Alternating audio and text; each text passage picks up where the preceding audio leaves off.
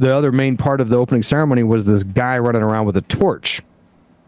And a lot of people were like, oh, that's from the video game called Assassin's Creed, right? I never played it, but I looked it up, and because Assassin's Creed is actually based on real secret societies. The Assassins is one of the original secret societies in the Middle East that influenced the Knights Templar and the Knights Templar. And this is why I think this is all connected. And this is a solar religion thing, which it is. If you're a Christian and you're offended by it, like, I think you have right to be offended by it, because I do think when you understand what the solar religions and the Luciferians believe in, they obviously want to destroy Christianity. So like, they're not wrong. I just think that the reason they are upset isn't accurate is my angle. Yeah, that's fair. And so the Knights Templar, they learned all their secret society techniques from the Assassins, and the Assassins got their name because they would assassinate political enemies. They were the receptacle of the mystery Babylon solar religion, and they did this in disguise and spread it throughout the old world. And the Knights Templar is part of this because they were supposed to be guiding Christians into the Holy Land. But what they were really doing, allegedly, is they were actually doing heretical things. They were, I'm trying to be careful with the language I use. They were kissing the anus of the goat with the bobs. They were spitting on the cross. They would openly defy the name of Christ. And this all ended when they were basically disbanded, and supposedly they went underground and moved around. But the last Grand Master, Jacques de Molay, the last Grand Master of the Knights Templar, he was burnt burnt alive, executed on the Seine River, which is where all these events took place. And the Seine River is also where Joan of Arc was also, I think she was burned at the stake as well. Yeah. And she was one of the characters in the opening ceremony riding on that horse. Oh, right. And all this stuff happened on the Seine River. There's a lot of sort of ritualistic elements as to why this is happening. But, wasn't there a connection, I think, I've seen you say this, between, I forget the full name, but it was a Joan of Arc friend, I believe, who was a really bad person, Gilles de Rais? Yeah, Gilles de Rais, yeah. She was she was friends with this guy named Gilles de Rais, and he is important because he was kind of a terrible person. He was a knight, he was a lord, and he was accused of is this going on like YouTube? I gotta be careful with the language I use. Yeah, it's going to, but okay. We're far enough in. The censors will probably not be combing through this far in. But he was accused of killing like hundreds of children in occult rituals back in the 1400s. We're talking, and his friends like snitched on him. Right, they confessed to participating in these deadly rituals with him, and they took him to trial back then. And he would do like the most heinous things. His servants and his friends basically testified that he would remove these children, right? He would remove their clothing, and he would how do I say this? He would sort of like I'm not to say he would defile them. He would defile, right? He would defile, we'll say.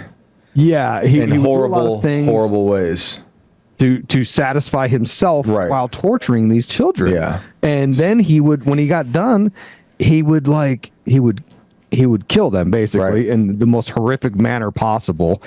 And if anyone wants the full details, if you listen to my episode on the opening ceremony, I go through a lot of the stuff. But anyways, the most horrific monster on the planet, found guilty, right? Yep. And Aleister Crowley, he said that Gilles de Rais was the male equivalent of Joan of Arc, and the only crime they had was the pursuit of knowledge, right? It's always this knowledge gnosis thing. And what makes it even stranger is that he was, during the trial, Gilles de Rais was seeking this enlightenment through entities, which again ties you into the whole scope of why we've got this disclosure movement happening. I think it's an occult sort of thing of contacting entities going back to John Dee and further, Book of Enoch, all kinds of stuff. Yep. But the original try, he was seeking enlightenment of alchemy processes through this demon named Baron. And this demon was the one, he said, this is what he said in the trial, the demon was the one that wanted him to do all these horrific things to the children. And, I mean, this is a concept you see over and over, and it explains one idea of why they do this awful stuff to children, like Moloch and Baal, and, it goes on and on. But and let me put the icing on the cake here. In 1992, 500 years later,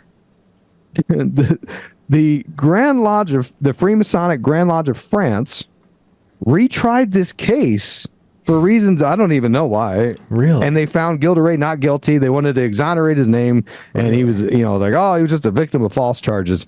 But a lot of, I guess, supposed experts are like, no, dude, like, he's guilty. Why even do that? So a lot of people don't know this stuff. I didn't know about it until I started researching it, and I just think, like, what is going on? Do you think they did that just to put it? Do you think they did that just to put the story back into people's consciousness?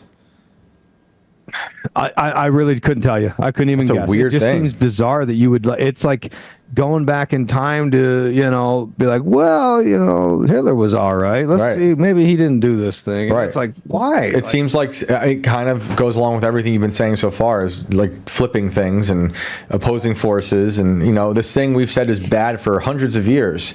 We, the people who are the most powerful in the authority of truth, are going to tell you is actually good this whole time. So you got to rewire your brain. And that's what it seems like all this is like, it's an attack on your perception of reality, which you were saying in the beginning.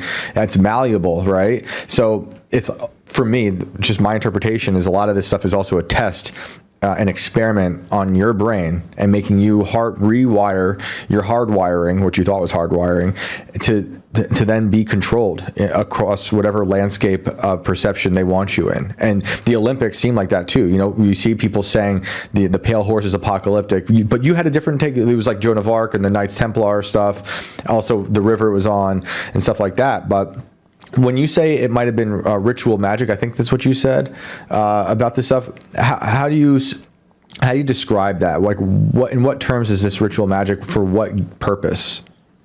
One idea you'll find that a lot of the prominent occultists, Aleister Crowley, Jack Parsons, John Dee, Edward Kelly, they all subscribe to what they call emanatizing the eschaton, meaning bringing about the end times, the apocalypse, the revealing, and they all pushed for it. Aleister Crowley, he was in Orthodoxy, we don't believe in a rapture. That was something that came about in the 1800s with John Nelson Darby and dispensationalism.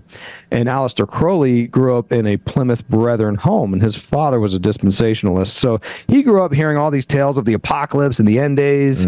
And in fact, when I was really fervent in my Orthodoxy, every day, you can sign up for a daily readings email, and they'll send you new readings every day. And the one book they didn't cover was the Book of Revelation. And I asked my priest, I was like, why? Because me as a conspiracy horror movie junkie, I'm like, that's what I want to hear about, man. Right. What's going on? And he was like, well, we just, we don't put a lot of stock into that because, and this is me paraphrasing off of a 20-year-old memory. The idea was like, look, it doesn't really matter when the end times happen. They're going to happen when God wants them to happen, and nothing changes for you. You just continue to do your journey of trying to do right and whatever, do your Christian thing. Right. So that kind of rung true with me, and I was like, oh, okay, yeah, and because the Bible tells you don't be anxious, right? And I'm full of anxiety, as you could probably tell. Same here. But the whole idea is like, we're not worried about this thing. But all of these occultists, they thought they could trigger the end times. And Aleister Crowley, who was obviously not a Christian, he was more into Satanism than he was anything. He thought he could usher in this. He believed in the end times. He thought Christ was coming back to sort of end the world. He wanted that to happen, but he was trying to manifest it through the dark side instead of the sort of, I don't know, the Christian angle, I guess you would say. But the white horse is, obviously referred to in the Book of Revelation. And it was actually, and this goes back to John Dee. I could riff off side tangents for too long, but it goes back to John Dee and Edward Kelly and some occult ritual magic they were doing. They had the visions of the white horse, and they thought that was the trigger. They thought they were going to be ushering in the end times. Obviously it didn't happen back then. Right. Do you remember, speaking of Crowley, earlier this year, when during that solar eclipse, which happened to fall on the anniversary of the day Crowley said he spoke with the demon, NASA also sent rockets into the sky during the eclipse that were named after the god of chaos. Apophos, I believe, is one. Maybe that was a Greek way of saying, or a Roman way of saying, I forget. Was that ritual magic? What do you think that is? Yeah, I think NASA is definitely heavy into the occult stuff. Yeah, they always have Egyptian deities and stuff like that. Yeah. And Peter Levenda talked about Apophis being a aligned with the devil, basically. So they it's funny because I forget the name, but it was like APEP was the NASA rocket ordeal. Yes. And the first P I think was perturbations. So it's like atmospheric perturbations, something. And that was actually Aleister Crowley's secret name was Perturabo. No. Yeah. So anyways, what's even more interesting is that there was a great eclipse in 2017 that I'm not much of a space star sky geek, right? But living in Utah, they were like, "Hey, this great eclipse is going to go through Idaho. It's just a short drive," and I didn't care. I was like, "Whatever, nerds, enjoy your thing." But then it got closer, and the hype was building up, and I was like, "Babe, let's go check out this thing," and it was super incredible. To experience it, it was like, I don't want to oversell it, but it felt pretty mind blowing when I experienced it with it going dark. And I just was like, when you think about the idea of an eclipse, right? The chances of the sun and the moon being where they are is pretty astronomical. Yeah. And I was like, this is pretty incredible. So then immediately I was like, I'm going to the next one in 2024. So I called my good friend, Dr. Anteater, and I said, bro, we're doing the next one, 2024. Let's go. So we decided to go to Austin, Texas. I was actually there during the eclipse. We got skunked though. It was cloudy. But what's interesting is that a couple weeks beforehand, I thought, oh, you know what? I remember Aleister Crowley had an exhibit at the Harry Ransom Center at the University of Texas there in Austin. And I was like, while we're there, we should go check it out because my buddy's kind of interested in this stuff too. So we actually went there the day of his, the Book of the Law. He talked to that disembodied entity, AWAS, and wrote the Book of the Law. We were there on that day. Oh, that's crazy. April 4th or whatever. And I didn't even know what the Aleister Crowley exhibit was. I just told them hey, we're coming on these dates. I want to see the Aleister Crowley stuff. I had no idea. It was insane. I was turning the pages of the original Book of the Law, the one he wrote. Wow. When he was talking to the spirit. And I was this is crazy, man. That's really I could just let me walk in and look at this stuff. So wait, it's at Texas. Anyway. It's at Texas, so close to the Bush family.